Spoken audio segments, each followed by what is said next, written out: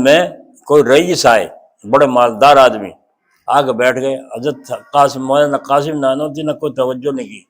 دو طالب علم کسی مقصد سے آئے، آ جاؤ بھی، وہ بچے یوں ڈر گئے کہ بڑے آدمی بیٹھے ہیں وہاں، یوں پیچھے کھڑے، آؤ آؤ آگے کھاؤ، تمہارے طفیل میں تو ہم ٹکڑا کھا رہے، تم وہاں کھڑے ہو گئے۔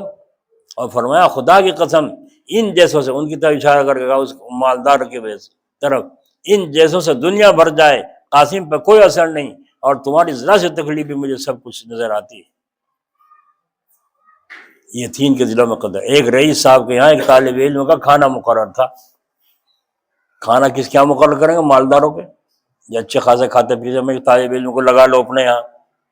کھانا مقرر تھا طالب علم کا، وہ کسی کے یہاں امیر آدمی تھا، چونکہ اکثر اس کو وہاں انتظار کرنا پڑتا تھا، ابھی تیار نہیں ہوا بیٹھ گیا، اس لیے اس کو خیال ہوا کہ اتنا وقت طالب علم سوچتا ہے میرا بیکار جاتا ہے، اس میں اگر کوئی دین کی خدمت ہو جائے تو کیا اچھا ہے۔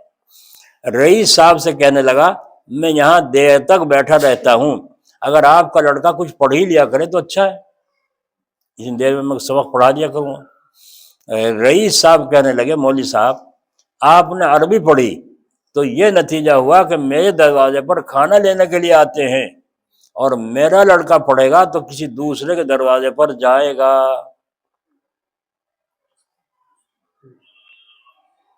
آئی سمجھ میں بات؟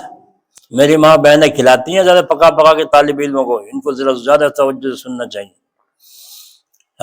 دوسرے دروازے پر جائے گا، اس حکایت سے آپ کو معلوم ہو گیا ہوگا کہ عالموں کے ساتھ لوگوں کا کیا برتاؤ ہے اور عالموں کا کتنا اثر ہے۔